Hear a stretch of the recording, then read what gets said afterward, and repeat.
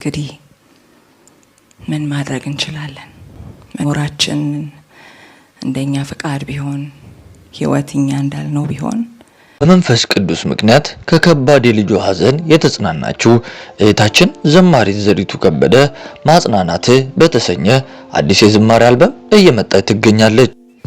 እጅግ ጠንካራ ለብዙ የኪነት ሙያዎች የተሰጠች ባለ ድርብ ብቃት ባለቤት ናት። ዘሪቱ ከበደ የቀድሞ ድምፃዊት አሁን የመንፈሳዊ መዝሙር ዘማሪ የሆነችው ዘሪቱ ከበደ ከ9 ወራት ገደማ በፊት በሞት ያጣችውን ልጇን ክርስቲያን ላቃቸውን የ18 ዓመት የልደት በዓል አስባ ካከበረች ከ2 ወራት በኋላ ማጽናናት በሚል ላይቭ አልበም ወደኛ ልታደርስ ዝግጅቷን ጨርሳለች።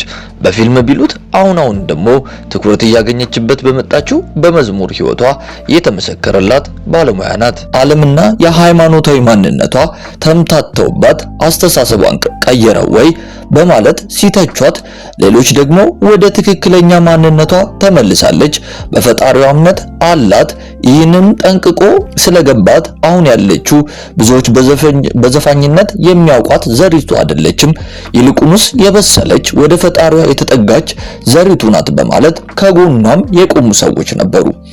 በማህበራዊ ትስስር ገጿ በሞት ያጣችውን ልጇን ክርስቲያን ላቃቸውን ልደት የሰማይ ልደት 18 ዓመት ሞላ ትናፍቀናለ ግሬስ ይህ ሰማይ ልደት ነው በማለት እጅግ ልብ በሚሰብር መልእክቷን እኔ ከእግዚአብሔር አልበልጥም ከእርሱም በላይ ልጄን አልወደውም በማለት ነበር ለብዙዎች ጽናትና ጥንካሬን ማሳያ ሆና ስትደነቅ የነበረችው ዘሪቱ ከበደ የልጇን ህልፈት የገለጠችው እንደ እናት አይደለችም ጨካኝ ናት በሚል ያለ አግባብ የተወቀሰችው በልጇ ህልፈት ክፉኛ ያዘነችው ዘሪቱ ተወዳጁና የምን ጊዜም የኢትዮጵያ እግር ኳስ ተጫዋች የነበረው የመንግስቱ ወርቁ ልጅ ከሆነው ላቃቸው መንግስቱ ጋር ትዳር መስርታ እጅግ ያማሩ ልጆችን የወለደች ናት። በትዳሯ ደስተኛና በባለቤቷ የምትኮራ በልጆቿም ሐሴት የምታደርግ ሙሉ ሰው ናት። ከፈጣሪ ቀጥሎ ሁሉ ነገር የተመሰረተው በቤተሰቤ ላይ ነው፣ ህይወቴ ቤተሰቤ ነው የምትለው ዘሪቱ ከበደ ከዓመታት በፊት በኢቢኤስ ቴሌቪዥን ስለ ባለቤቷም ስትናገር ለስራዬ ትኩረት እንዳደርግ የሚረዳኝ ጊዜ እንድወስድና እንዳሰላስል የሚተወኝና የሚያበረታታኝ የምወደው ባለቤት አለኝ ስትል ተናግራ ነበር።